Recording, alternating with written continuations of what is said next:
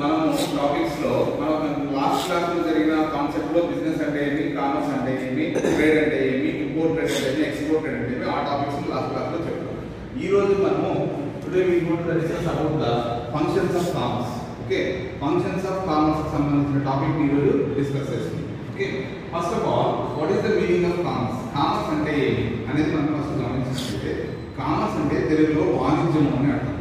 వాణిజ్యము అంటే ఏంటంటే మనకి వ్యాపారంతో పాటు వ్యాపార కార్యకలాపాలన్నింటినీ కూడా నిర్వహించే పద్ధతిని, నిర్వహించే కార్యకలాపాన్ని వాణిజ్యము అని అంటారు.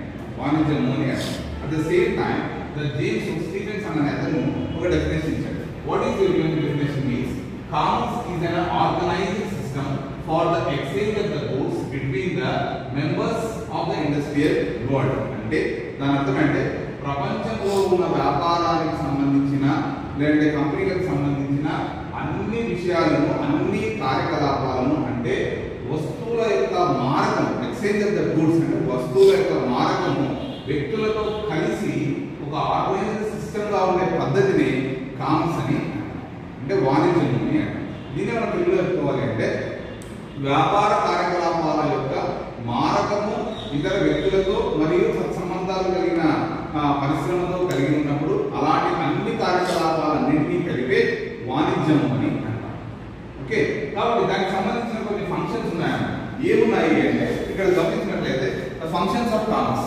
ఫంక్షన్స్ ఆఫ్ కామర్స్ దీన్ని మన ఫంక్షన్స్ ఆఫ్ కామర్స్ లో కొన్ని ఇంపార్టెంట్ పాయింట్ ఉన్నాయి. ఒకటి interest of person, second interest of time, and interest of place, and interest of risk, and interest of information. ఇది రెండు సార్లు రాశాను. Okay, no problem. Interest of person and time, place, information, risk. These are all the main important functions of the commerce. Now, first of all, we have to discuss about the interest of person.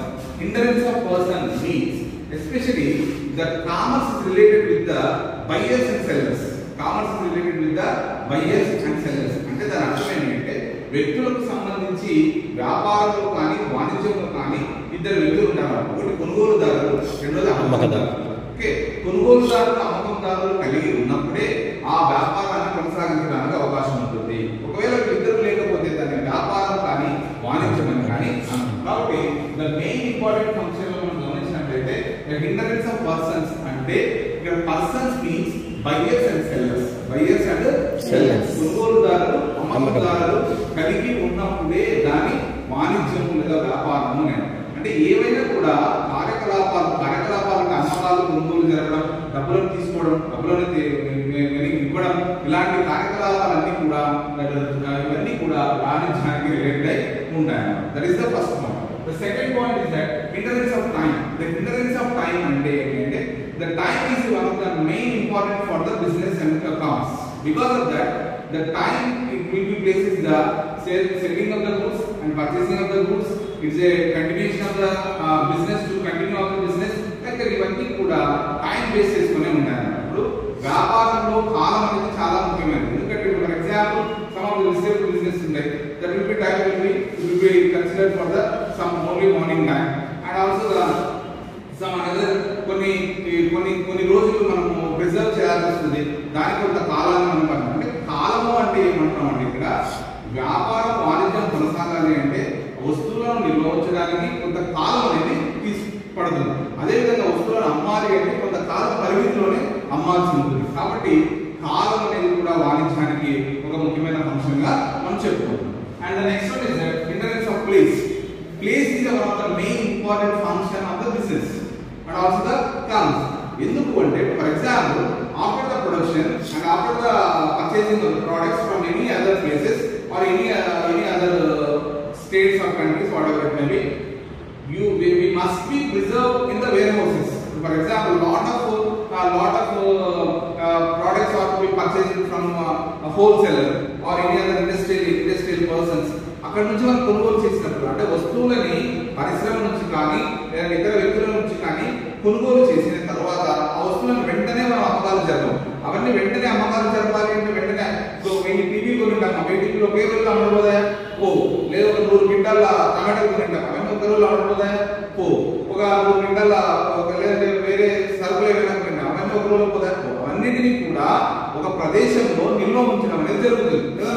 ప్రతిదీ కూడా for example వ్యాపారంలో ప్రతిదీ నిల్వ base చేసుకొని మనం వస్తువులను అమ్మకాలు కొనుగోలు జరగడం జరుగుతుంది. ఇప్పుడు ఇండస్ట్రీ నుంచి తయారైన వస్తువులని హోల్సేలర్ నుంచి రిటైలర్ నుంచి కన్స్యూమర్ పోయే లోపల కొంత కాల పరిమితి ఏర్పడుతుంది. అదే విధంగా వస్తువులను నిల్వ ఉంచడానికి you are using the warehouses, అంటే మనం గోడౌన్లను కానీ నిల్వ ఉంచడానికి ప్లేస్లు వాడతాం. అలాంటి ప్లేస్లు కూడా ద హిండరెన్స్ ఆఫ్ ప్లేస్ అనేది ఆ టాపిక్ కింద మనం చెప్పుకుందాం. The next is that hindrance of risk. Risk is the common factor for the commerce కి రిస్క్ అనేది ఖచ్చితంగా ఉండదన్నమాట. అంటే కొనుగోలు జరిపేటప్పుడు కానీ అమ్మకాలు జరిపేటప్పుడు కానీ వ్యాపారాలు నిర్వర్తించేటప్పుడు కానీ కొంత రిస్క్ అనేది ఫేస్ చేయాల్సి ఉంటుంది. కాబట్టి ప్రతి వాణిజ్యంలో కూడా రిస్క్ అనేది it's a common factor for the commerce. And the last one is that hindrance of information.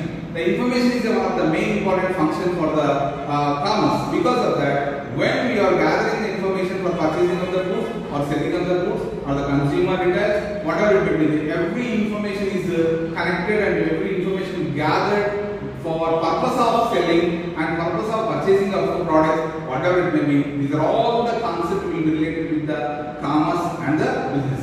Because of that, every commerce or every business people, they are connected with the commerce these functions. Okay, ఇక్కడ అర్థమైంది కదమ్మా. Functions అనగానే మనకి ఒక వాణిజ్యానికి సంబంధించిన కొన్ని ముఖ్యమైన లక్షణాలు ఉంటాయి. ఆ లక్షణాల్లో ఒకటి వ్యక్తుల సముదాయం ఒకటి, తర్వాత కాలం ఒకటి, తర్వాత స్థలం ఒకటి, తర్వాత రిస్క్ అనేది ఉంటుంది, తర్వాత సమాచారం.